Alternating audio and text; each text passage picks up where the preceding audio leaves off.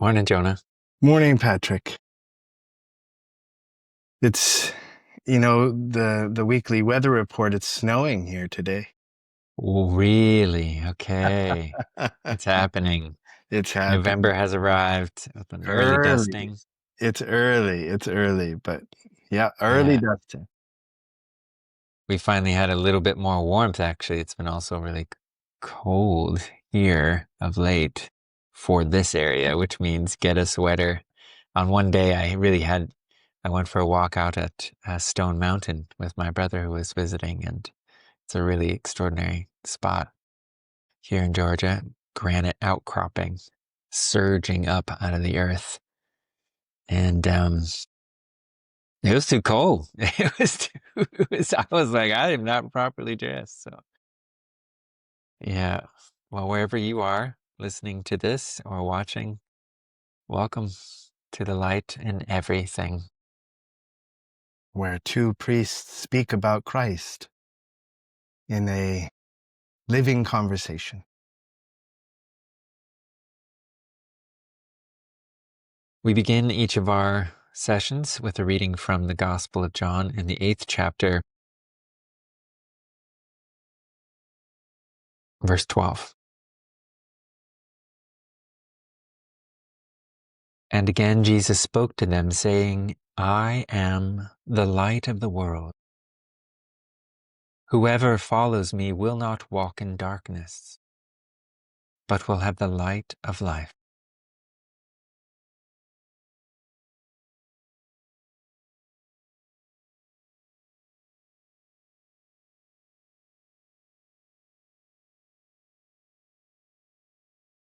Yeah, it just hit me that perhaps one way to think about what we're doing, this theme about confronting and facing evil, trying to be able to learn to discern the darkness from Christ's light.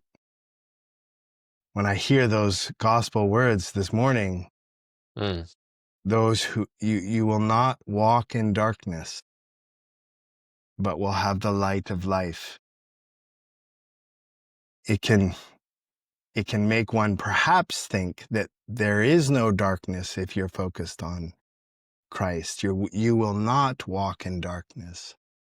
But the way Right. I heard it this morning was if we're orientated to facing evil in the right way,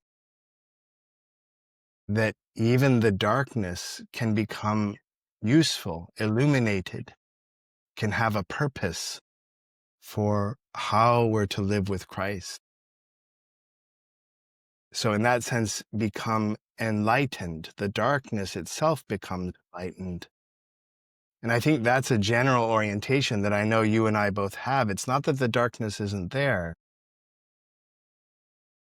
but that in and through Christ, how does it become useful and difficult, but also redemptive? So that just hit me this morning. Mm. Yeah. Yeah. In there is also this walking Yeah. piece, which feels key within that, right? It's like, and you think it might say you will not be blinded, but see. Mm-hmm. But the focus is on the movement, being able to act. And so this what I just feel over and over again, myself confronted with, and see and feel in my brothers and sisters around me, the sense of powerlessness, the sense of despair, this kind of experience in our time that wants to lame our walk, to give us the impression we don't know where to go or what to do, and that this world is not going to be suddenly nowhere dark because we have this one we're following. But as you say, our walk will suddenly have a direction, Yeah. a clarity, and that's very moving to me this morning. Yeah. Beautiful. Well, let's I want to try to connect to our the buildup of our conversation that we ended with last time. As we look now our focus when we're trying to understand and face evil is going toward what can be helpful through Rudolf Steiner and his anthroposophy. And I thought you described that in a beautiful way last week. Yeah, I know what you mean. Yeah, Each of the podcasts are a day. right. Right. Feels like yesterday. But just to say how helpful also for our listeners who maybe perhaps don't know about Rudolf Steiner or are unfamiliar. Rudolf Steiner and his anthroposophy, at least in our lives, has been incredibly helpful and incredibly useful in terms of understanding and getting closer to this Christ light, this guide, this one who died and rose. And what I remember from our last conversation was that we were building up a kind of context, a kind of ground to start to understand and dive into this one lecture called What Are the Angels Doing in Our Soul, in Our Astral Body? This is a term Rudolf Steiner uses for the soul, the thinking, feeling, willing part of our being. But we were also building up this ground to start to dive into it by talking about, well, wait a minute, what are the angels, and are they connected to Christian tradition? What are the hierarchies, so that we can begin to build the foundation for understanding more deeply this lecture. And maybe we can just finish that a little bit, Patrick, because I think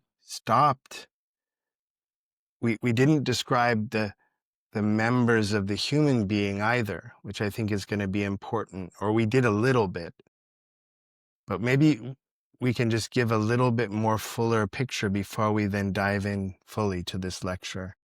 Mm-hmm. We stopped at the spirits of angels, messengers, archangels, beings that are connected to a group of people, archai to a time, Mm-hmm. spirits of time, or spirits like a zeitgeist, and then spirits of form, or the exousia. Yeah. And Yeah, also, it's interesting. Oh, sorry. no, go ahead.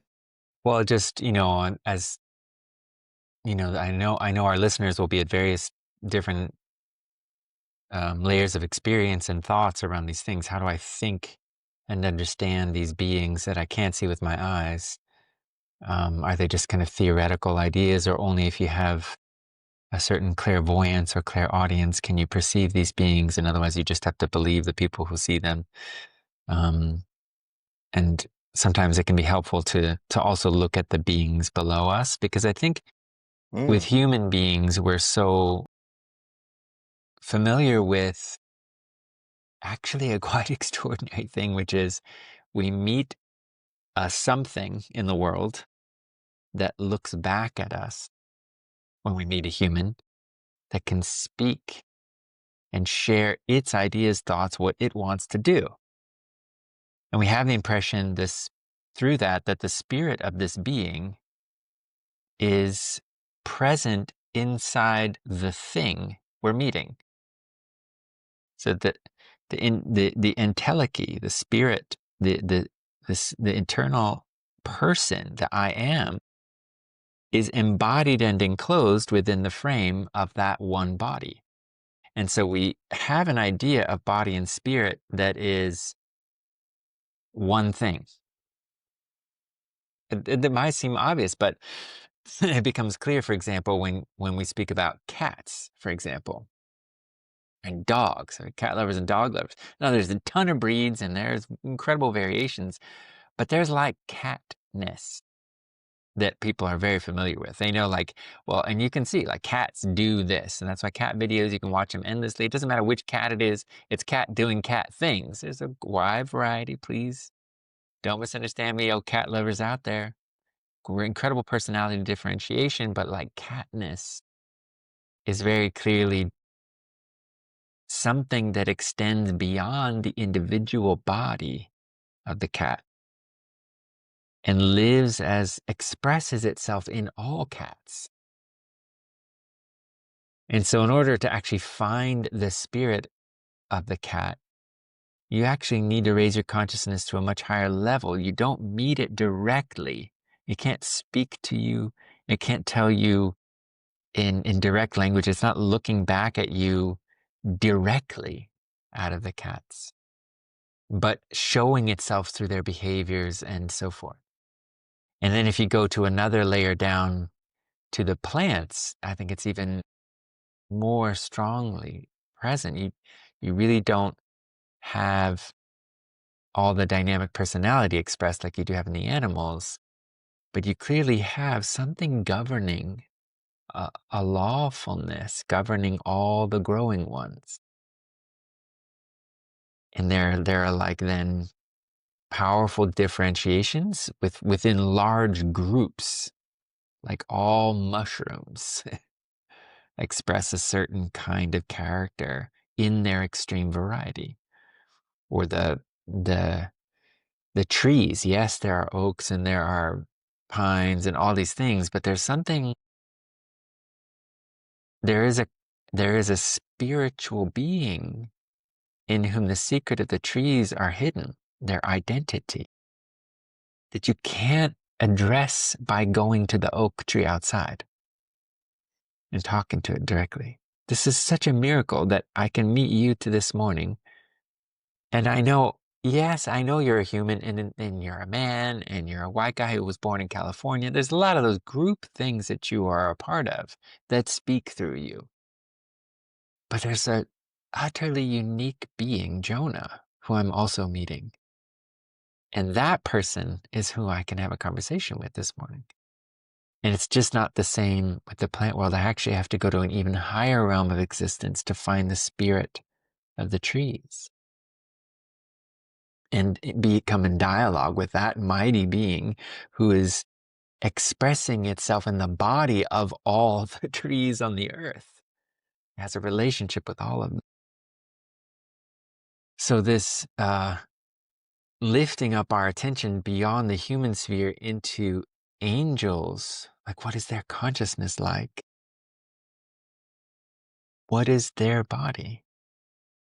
Or moving ourselves up into the level of the archangels, as you said, they are in connection with a group of humans. And there we see, oh, what is this groupness in me? I definitely am an American. And anyone who listens to this podcast could get that impression. Definitely, clearly in my body movements and my way of talking, my accent, all these things become clear. There's something that I share with 300 plus million people that is not my individuality, but that has a very distinct character, very distinct expression. And that would be connected with what is it, this group identity? Who is shaping it, making? What is that? And you can try, I was a cultural anthropologist, and they had the hardest time trying to say, like, we don't know how to talk about these things. Every time we try to grab it with physical things, like, oh, it's a matter of this kind of chemistry, or it's a matter of this kind of DNA, or it's a matter of this kind of circumstance, it doesn't work because actually it lives in an invisible element in us, our language element, our habits, our way of moving, our whole sense and feeling for life that an archangel of a people gives to it. There is a person connected to it, but to meet that person and have a conversation directly with them, you'd have to lift your consciousness to the realm of the archangels to have a conversation with it. So for me, it's often helpful to think, oh, these beings also have a kind of physical expression to a degree, you could say, through the life bodies of those people who are in a region, through its language body, through its culture. There's something coming to expression. And another thing you can know about me and you is that we grew up in the 1980s, in our childhood. We came into our formative years in high school in the 90s. We have imprints of a time, Mhm. right? Mm. We were in high school when Earth Day happened. You know what I mean? Like that was like a thing that happened in our world. We Are the World was a popular song when I was a kid that made an imprint on me and so forth. There are these events that make an imprint on who we are and shape an age, give it a character. That's how you can talk about generations. And there's tons of stuff on YouTube, right? Like, why is Gen Z different than there are force beings who are involved in the mysteries of time and giving a certain time a certain character. And those we can call in the Greek language the archai, spirits of personality in the philosophical term, the spirits of an age. That's Zeitgeist is another, the German term for it. And so then we get to these true creator beings then at the fourth level. We cross a line, I feel like, into another element. But I'd love to just see Beautiful. what Yeah. you think about those things or how you've related to them. Yeah, it's beautiful. And it's a nice way to also dip a little bit into the layers of the human being, because this presence that you spoke about, when you can actually encounter a unique individual like me that isn't so heavily influenced by a kind of group reality like Katniss, that speaks to the what we call, or what Steiner calls, the I, or the ego. And then there's the soul layer, which is much more the personality, the thinking, feeling, willing, Mm, the will impulses, what my habits are, yeah. what my general feeling life is like. Animals have incredible feeling life But also. this distinction, right? Like Yeah. this is still not very common Right. in in part in the language, also in much of Christianity too. This beautiful word that comes that this the mind of Christ, which can work like a sword, can separate things down to the detail between the soul and the spirit, Yeah. Good point. right? Like myself is not how I feel. Yeah. My feelings are not myself. That's There's right. something I am feeling. Yeah.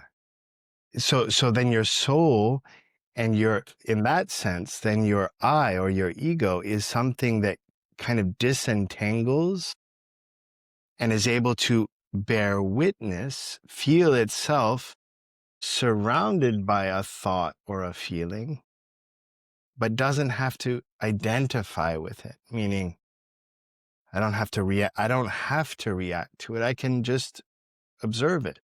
Mm, And in that sense, then you can experience a distinction between the soul, the astral body, the thoughts I have, the feelings I have, the impulses I have, and myself. I can witness those things. So that's also actually quite more and more pretty common in the psychological world. right. Um, that there's something in you that doesn't have to react, that can be strengthened to simply become aware of what's rising up in your soul. Yeah.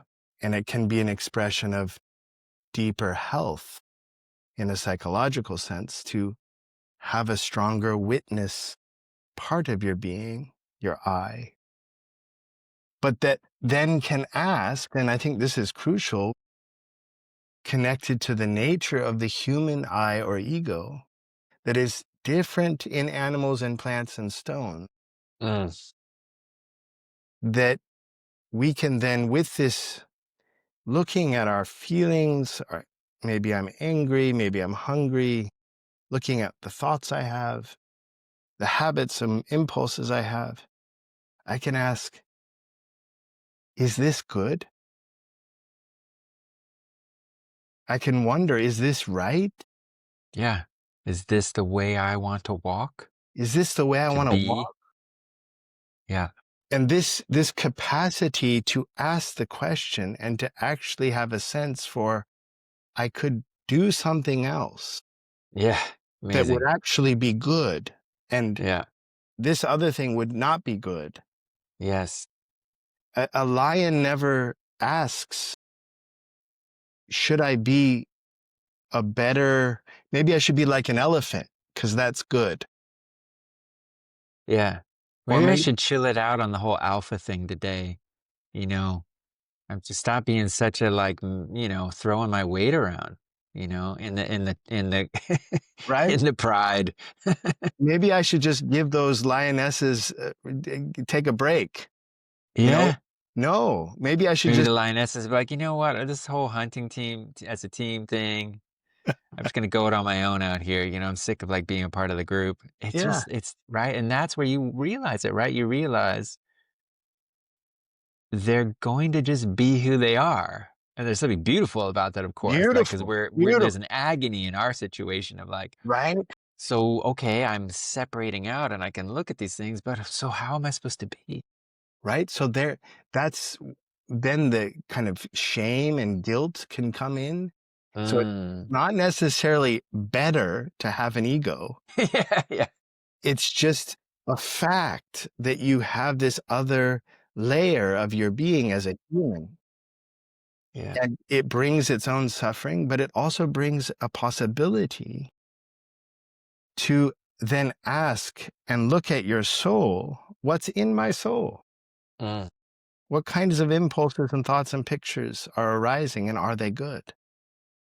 And you used the term briefly, which is a term again. I was reading yesterday a book that had been gifted to me by my brother Hmm. because of his interest and lifelong work in the building trades, but also he's very called to the sacred work behind the building. Yes, very much. Shout out And Tim.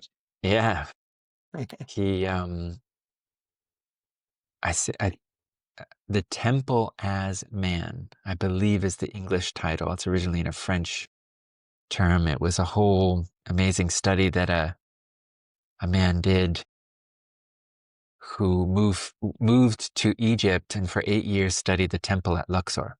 Hmm. And it was a very unique and interesting temple layout and did strange things that kind of surprised the architects and people who were Egyptologists. And he tried to uncover the secret idea that was hidden in the phenomena. Long story short, one of the things that he talks about in the introduction is the Western consciousness has a set of terminology it's been building for hundreds of years now to study the phenomena of the physical world. But we're experiencing lots of other phenomena of a spirit and soul and life nature, things that are beyond what you can see with your eyes, hear with your ears. But we don't have we don't have a language for it. And that makes it very hard to talk about it all in regular language. And so he says, because we don't have it, the only thing we can really do is use symbols. And I was like, isn't that interesting? One of the core missions then of anthroposophy or spiritual science was to develop a terminology so that we can begin to have a language to be able to put into words the phenomena of soul and spirit and life that we are picking up, that we are perceiving, that is a part of our experience. Well said. And so I just feel like that's so helpful to know, like we need words for these finer differentiations in our person that our current natural science does not. It can only do physiology. Psychology notices phenomena, but it can't get to the sources of them. It gets to the like effects, but it can't get to, well, what is the what is the world of the soul itself? It can notice the effects in consciousness, but what is that soul world? Or what is that world of habits? Where do habits live? What is that? What are its forces and so forth? So you used the term, this was a term that was used and picked up in the Theosophical Society and Theosophical world, this esoteric um, science world that burst on the scene at the end of the 19th century, beginning of the 20th century. Rudolf Steiner picked some of that up and then developed it further. And one of the words for the soul that I think we should really keep in mind that you used was astral body. Astral body. And that sounds weird, I think, to those of us who are, let's say, rooted in scripture first or just rooted in natural science. Astral. So this pointing to the realm of the stars as having a relationship to our soul, which you talked about as what differentiates us from the animals. You looked at the difference between ego Mm-hmm. and those beings who are just in their instincts and reactions and experience, which would be the animals. All of these cultures all around the world looked up the stars and saw animals, Yeah. mostly animals. And that the whole zodiac that this sun passes through, which is the picture in this star world for the self, for the ego, passes through, is free from, but passes through all of these animal forces. The zodiac with, the zoo, the astral zoo, so to speak.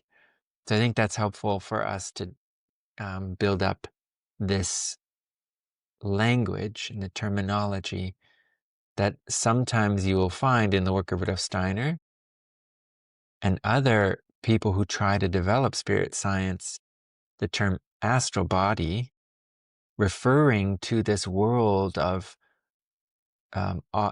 instinctual thinking, feeling, and willing that we also have in us. Beautiful. Yeah.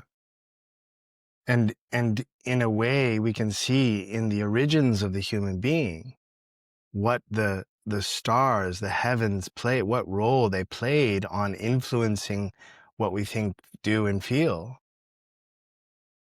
And then as well, what we've talked about too in some of these episodes is that there was a kind of distortion of Mm. the thinking, feeling, willing Mm. through one of the animals that slides on his belly, the snake, the serpent, but which is Yes. also a heavenly being. Yeah. And that there's also this whole realm of the beast that's crouching at the door that also then Yeah. plays into the kind of, you could say, fallen soul, but it also nevertheless still maintains a connection to the heavenly angel beings that are trying to ray into it. It just can get distorted by the lower forces that are also, because of the serpent, influencing our souls. And I think that's going to be a very important, just overall picture as we move through this lecture, that Mm. there are angelic star beings Mm. raying into our souls that are interested in certain thoughts, feelings, and impulses being cultivated in humanity.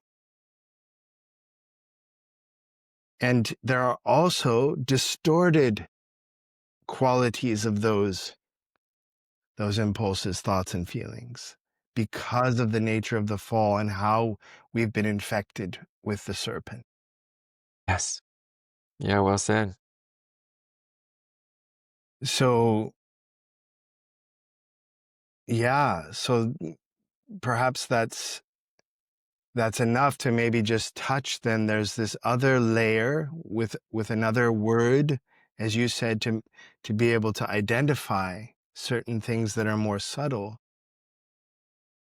Another Mm-hmm. layer below the soul body that Rudolf Steiner describes as the etheric body, that is kind of the life force of the physical body. Yes. And we know these things, like I studied Oriental medicine when I was 20 years old for a whole year. Mm. Yeah. And the meridian system, that is channels of chi or energy throughout the body that the Orientals knew and know, is another word or name for this kind of etheric body that gives life to and animates the material body. Yeah. Yeah, that we notice we're not just like a house with a structure, Mm-hmm. bones and things that are in certain places, but that it's animated with energies. Yeah. And there is a weakening that can happen. There's a vitalization that can happen. There's this tiredness by the end of the day, and we go to sleep, and there's the regeneration processes, all this fluctuation of life force that everyone knows as a feeling, and what we are usually touching into when someone says, "How are you?" And you're kind of checking in, like what's going on? Like, I'm a little, that sense actually that we can use. That's not just a soul question, like, oh, I'm feeling sad. But when we can check into our constitutional how are, because like our bones are just what they are, like, they're either decaying or growing. Yeah. But even that has these life forces connected to them. But at a certain level, like there is this energetic reality. And I think maybe another really key piece for us to know is that this is the layer that is also connected deeply with, you could say, in this lecture, yeah, he says, I've recently been calling this life body, which I've often called etheric body. He picks up a term that was available, kind of like the next, like the fifth element above the four elements. There's like a next layer of super sensible reality that's Mm-hmm. actively shaping within the physical world all around us. There's the etheric element or life element. He used the term formative forces, which would become so important for our own liturgy later in the founding of our movement of the Christian community. I find that so helpful because it's connected to the logos, that we find that in all matter, which is just substance, there is a wisdom at work that generates ordered form. For me, one of the most magical moments always, especially happened many times when I lived up there as your neighbor in Canada, was to come out on a frost and see the windshield. Mm. And there on the windshield were spiraling, branching forms in frozen water. It's like, how is that happening? Water is not alive. Why does this look like a plant? Why does it look like a flower with its geometrical form? What is taking a water droplet and in its crystalline form, giving it the beautiful, immaculate geometrical structures of the snowflake? Like it's just, it's breath, and you sense, oh, there are forces coming from the starry world that are now, but are at work in the formative realm. And they can actually shape the shapes and forms of things. So this formative force picture that, also I think in the Matrix, you can see this wisdom, right? It's like, what is the architecture of the substance? You have silicon, you have um, uh, the various metals involved in computer, but it has to be put together in just such a way that there's a certain architecture, and then it needs a language for you to create a world. Pattern. Yeah. That's what they call it, the programming languages. And so that generates in a virtual world in which human beings are trapped. And those who want to find freedom have to lift their consciousness to see the coding language. And then all of a sudden they see the pattern that's forming all of these things hidden in everything. And then they can make a new pattern if they want, that then generates a new world. They can become creators within that because they've lifted themselves up to be able to see the coding pattern. They can become coders. I think this is really important because it's analogous. It's sometimes we think in the more spiritual world, the spiritual, communities who are more spiritual, not religious, which is, no criticism there. It's just a noticing that the forces are more nebulous, and they're kind of like the forces of the spirit. But I think what you're saying here, like water, just Mhm. nebulous. But what you're saying here is there's actually a pattern also in these forces that has an organizing effect to create a world. There's a deep pattern in the waters, in I mean, I think the right word would be intelligence. intelligence. Beautiful. There is an intelligence, Mm-hmm. which is why the world around us is speaking. Mm. And all those who are actually practicing science to try to understand the world are trying to learn the language that their phenomenon is speaking. But hidden in it is a coding language, which is coded by the wisdom beings and the spirits of form that have been involved in shaping the planet. And so this etheric world was understood also as the world of the Logos, which means it's also the world that expresses itself in us as logic.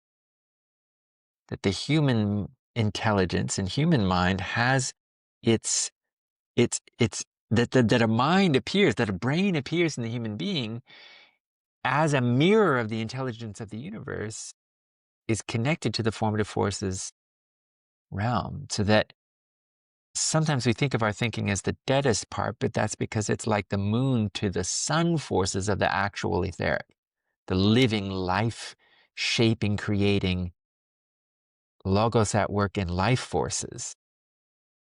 And then the mirroring of that in the human mind. And so I think that's so important because what we can't understand again and again what Jesus Christ is talking about over and over without this idea of this mystery of the life world. Why does he over and over say, not just I am the bread, but I'm the bread of life? Why does he say I'm the resurrection and the life? Why does he say I'm the light of the world? No, I'm the light of life. Like he keeps adding the element of life. And there we see all of this mirrored actually in the Gospel of John, right? We've made it through the first three steps. There is the I am of God. And then there is it goes in reverse order. From this I am, all things were made. In him was life. And this life was light. So consciousness, the whole soul realm of consciousness. And then you get to the self of the human being, which has grown dark. And will the darkness actually grasp the light? So the self, the soul, the life forces, which is connected all the way to the realm of intelligence, formative forces,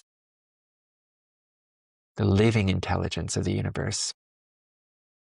And then this last thing that is actually the oldest, most extraordinary, most often misunderstood physical body.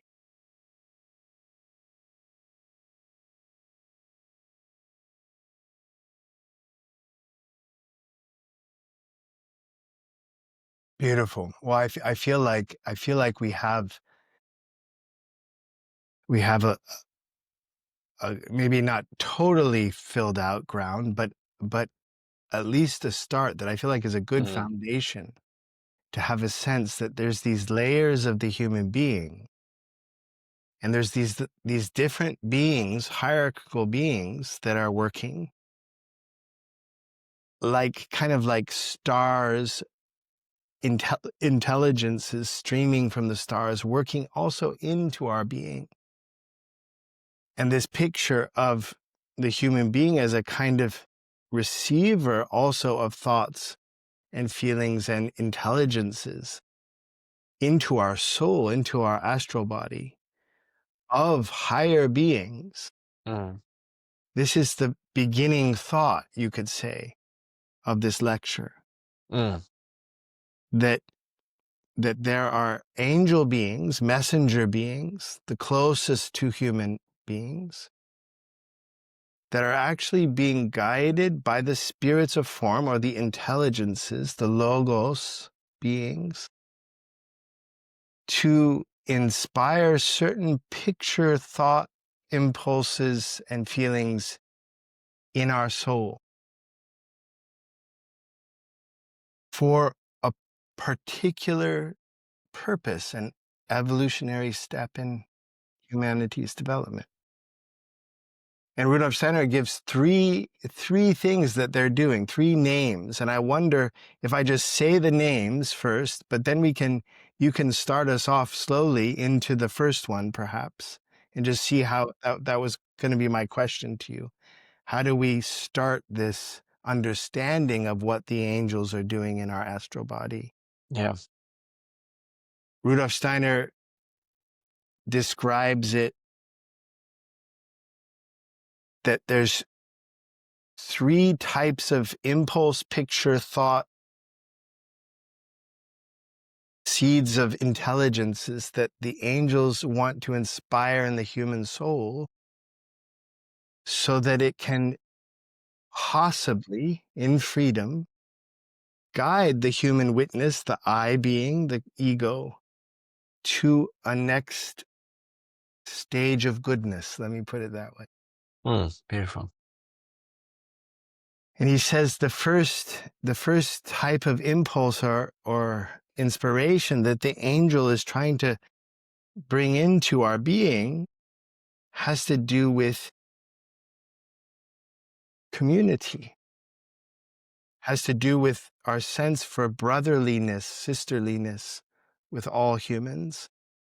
And he describes it first like no one in the future, more and more, the angels want to inspire that no one will be happy or be able to be at peace if anyone is suffering.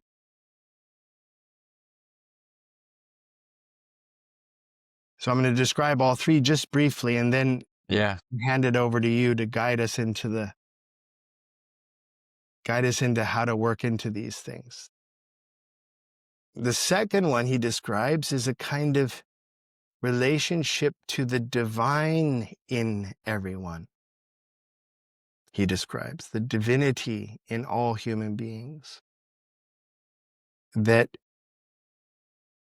the angels want us to be inspired, or the Elohim through the angels, the spirits of form through the angels, the It's the logo. beings that really actually guide the purposes and goals of the whole planet, right? We talked about the archives connected to ages. So these are the ones that are like these that appear as the creator beings at the beginning of Genesis. Like these ones are responsible for the purposes of the earth and for the full, you could say, a special kind of, our the expression of the divinity, the seven spirits before the throne of God, right? That's described in the book of Revelation. And people wonder what these are the Elohim, who are the expression of God's will on earth. And of course there are ranks above them. So they are the ones in how do they, these mighty planetary beings, get into the little tiny souls of humans they can't just go through groups. They can't just go through an age. They need to reach down and inspire each messenger being, which is accompanying the development of a soul over our lifetimes. And these angels are currently weaving something into our souls that are pictures that could inspire us for the future. Yeah. And so this first picture is that we're to grow as human beings such that our compassion is developed, that we can begin to experience everyone as ourself in their pain and suffering. And the second one is that we begin to see, after all, these Elohim were the ones that made us in their image and likeness as divinity. And they're wanting us to experience, after this fall and deformation, wanting to experience the divinity in every human being. What does that mean? They're wanting us to have a sacred encounter or a sacramental encounter with everything we meet, so that it's not just dependent on an earthly institution,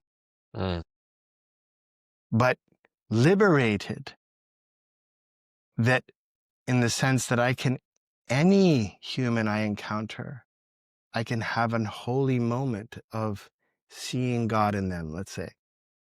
Yeah. Yeah, I think those two things, right? They're related, but a little different, it feels like. Mm-hmm. The second thing that they're weaving in there,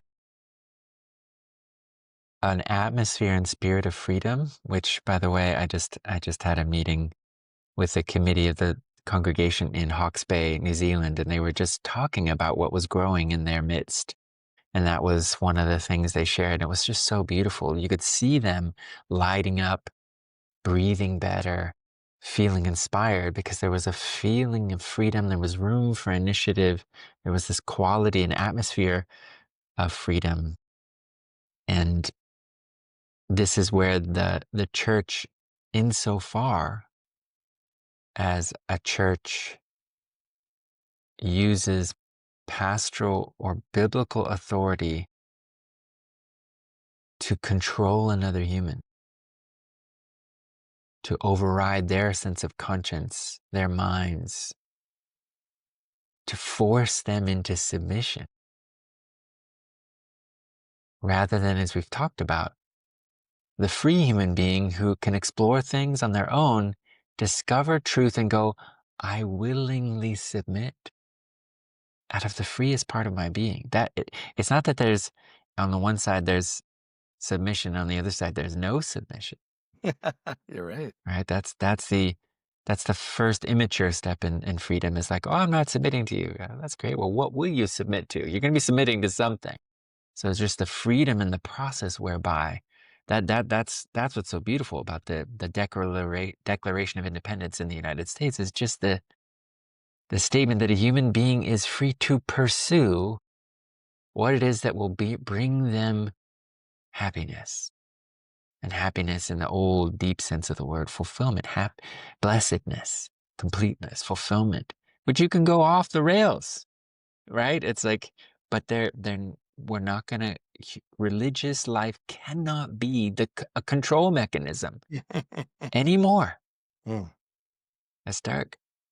But that second piece is another thing, that in each human meeting, something of the presence of God can be felt. To see in the other the divinity, Right? then it's not about banishing religion. It's actually leading into all social life will have religious character.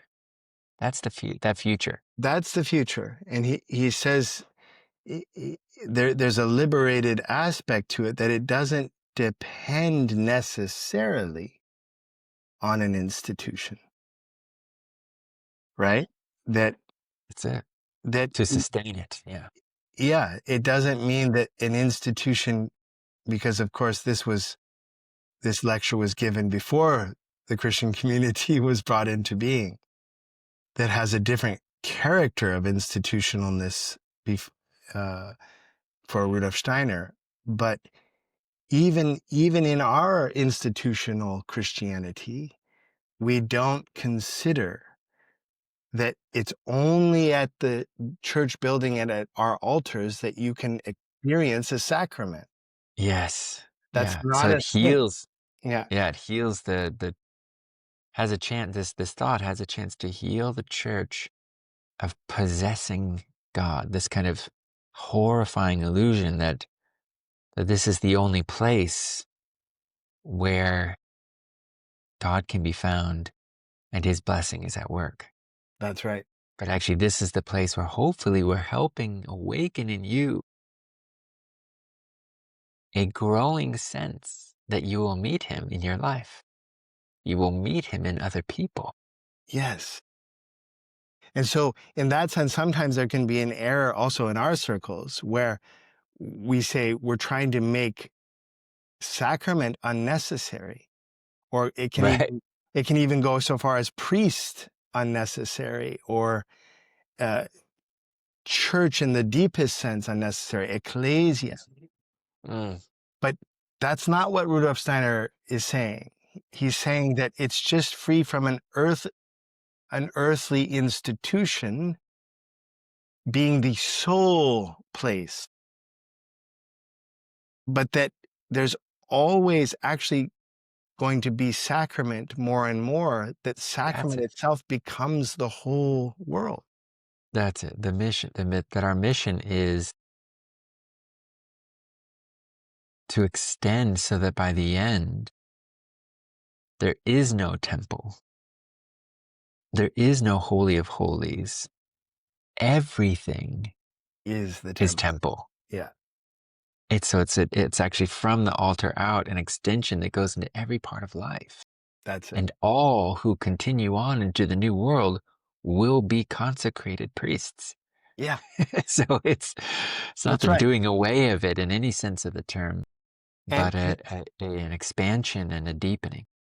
exactly. I think that's so important also for our communities, that also we don't think that we ever grow beyond needing a priest. Christ is the eternal priest. Yes. And when I encounter Christ in another, I'm still working with a priest, Amen. the priest and the priestly one that can reveal Christ. Yeah. And the That holiness I experience at the altar and the holy meeting that I experience in the communion is then the culture that starts to work in me to enhance my sensitivity of the holiness of each human meeting. So the second one, the second weaving of the angels that's happening in the soul forces, the astral body of human beings, is this freedom in religious life and the growing sense that every human meeting is a sacred meeting and a meeting with an image of God. The human being is an expression of the full divinity and that I'm meeting. exactly. And the final one, which I'll just touch on, we're kind of also diving into it anyway, but the final one he describes, this third picture and impulse of the angels in our soul, is to, you could say, transform the thinking capacity that every human being has, to transform it from its kind of shadowy, dead nature that we can know if we're kind of analyzing and working in the abstract too much. You can start to feel drained and that it's not really real if you're too much in the intellectual, analytical aspect of your thinking. That that thinking itself can be redeemed, so to speak, or brought into a new living experiential knowingness of, and where the thinking actually leads us to knowing spiritual realities, spiritual beings, and doesn't have to be left at the door when we talk about God and spirituality and things like that. And that's a huge impulse that is very important in our world, because so much of our spirituality in this time would have us discard and dismiss thinking that is actually the number one enemy for being a true spiritual being. Yeah, I preach. I mean, this is so painful. And the darker sides of a thinking without it being going through its process to become permeable to spirit. Yeah. When it's just the intellect that's not permeated, you can use your intellect, for example, with spiritual texts, Yeah. The even. Bible included. Yeah. And the Bible, spiritual science, Buddhism, whatever it is that you're reaching out to, and you can use it and combine it, work with those things like Legos that the intellect always does. Like you can build little Lego buildings, go like, look, it's the spirit reality, but it's just a little Lego castle. I like And it. it's so dead. You're just like combining things intellectually. Um, it's so you can understand why so many people just like shy away from it. And it also takes work. It takes effort, where it takes an activity of self to bring thinking to a place where it can be receptive. Desiring it to be immediately receptive is a false desire too. This effort of mind to build a receptacle for the divine mind. I feel that's so under attack right now. It's either you're like, you know, trying to link up to artificial intelligence to access superintelligence that way. And you're going all in, because as you learn to know all of the secrets of the physical world, you become empowered to make things, right? This is, you become able to do things. You can become a coder. You can become a maker. You can build rocket ships. You can build deep tunnels that pass through the oceans. You can build fiber optic cables that go for millions of miles and carry information at the speed of light, and on and on. Like the powers that have gained access to is because we have turned our minds to the secrets of the earth. And those are opening up to us. And you can see it. And it's like, oh, well, they clearly are using the mind and trying to push it to its absolute end. And now they're like, okay, well, maybe we're at the limit. What if we could have access to a super mind that had knew everything from every human mind ever in all of history, and just have a microchip in your brain and just attach up to the superintelligence of artificial intelligence? Let's do it. Humanity 2.0, here we go. And then on the other side, a whole group of people go, ah, when they hear that, they freak out. They have a reaction there, but not recognize they're on the frontier, these humans. They're trying to take the human mind to its heights, moving it towards creatorship, but not taking in the inspirations of the Elohim, of our true creators, and the true image of the human being, which would include all that you've just shared. So to redeem intelligence, for me, this is the question of Easter in our age. Death reigns in the realm of intelligence. Christ has entered the realm of death. And he is awaiting resurrection in human consciousness. The question in the Gospel of John, the darkness has not grasped the light. It's the present tense question, right? It goes, in the beginning was the Word. So it goes into the past. And the Word was with God. In him was life, and the life was the light of human beings. It's all past tense. And the light shines in the darkness. That's present tense. The light is currently shining in the darkness, and the darkness has not grasped it. Present, it's the thing that's undone is that the darkness of the human mind needs to awaken to the presence of the divine light that shines and illumines and enlightens every single human being. And it can now happen. This is the event of the Holy Spirit in our age. This is the work of Michael inspiring human minds that I admire so much in you, Jonah,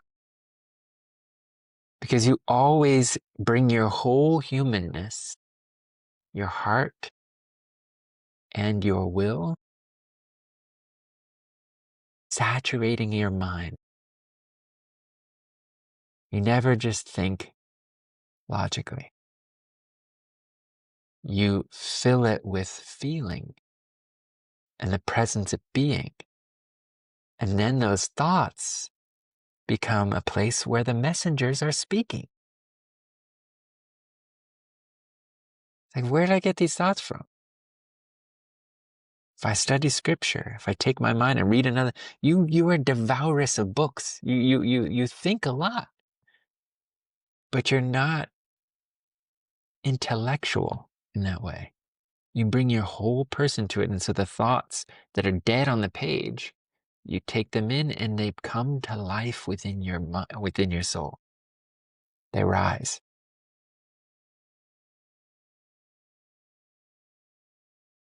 Step 3, that spirit is able to reach into our thinking. As he says here, to cross the abyss and through thinking to experience the reality of the spirit. Cross the abyss.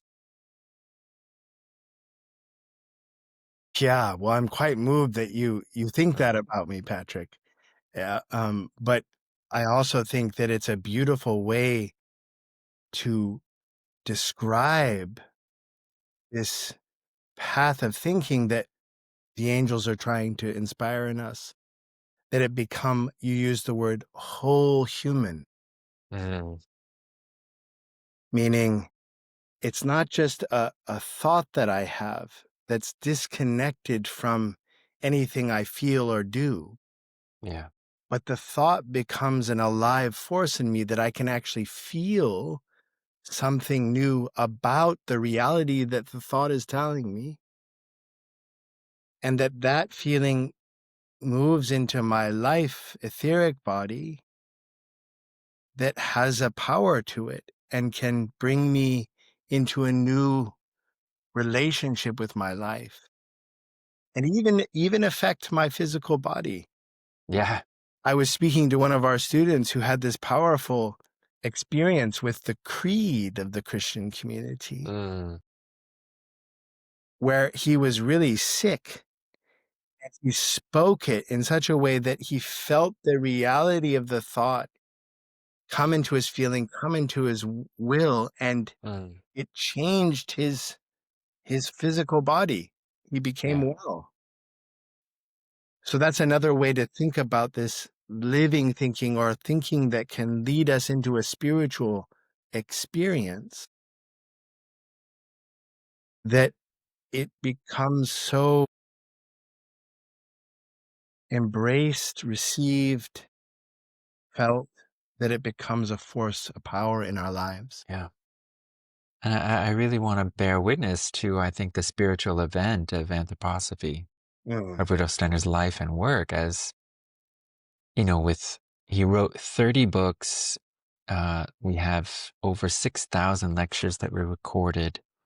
And I think one of the ways you can understand why has this appeared through God's guidance on the earth, it is because that which used to only be available as a revelation outside the thinking body Mm. in the spirit world, as it says in the book of Revelation, I, John, was on Patmos, and I was on the Lord's day in the Spirit. Mm. And then these kind of projections into the scriptural worlds of revelations from that world, but that actually now it's essential for us to be able to think the Spirit, think what is the body, what is the soul, what is the Spirit, what are the 9 hierarchies, who is Christ, how can I understand him all the way into my mind. I want to christen our whole humanity and redeem knowledge which was infected by Lucifer in the garden. Beautiful. Turn my turn my turn my knowing capacity into a grail that can receive his lifeblood. Beautiful. That's a beautiful picture to close, I think, today. This, because it's also a picture of the soul that wants to receive these impulses from the angelic world that want us to bring knowing, redeem knowing that was infected, redeem our encounters with one another into a divine encounter, a sacramental encounter, and help us to re-find each other in our sufferings and in our communal reality, that we can feel ourselves as united. Yeah, beautifully recapped. And that will be then the next question will be, what will happen if human beings don't take up the inspirations of the angels? What are the dangers that face us and that we might be seeing and experiencing in our time? I look forward to it. Thank you, Jonah. Thank you, Patrick.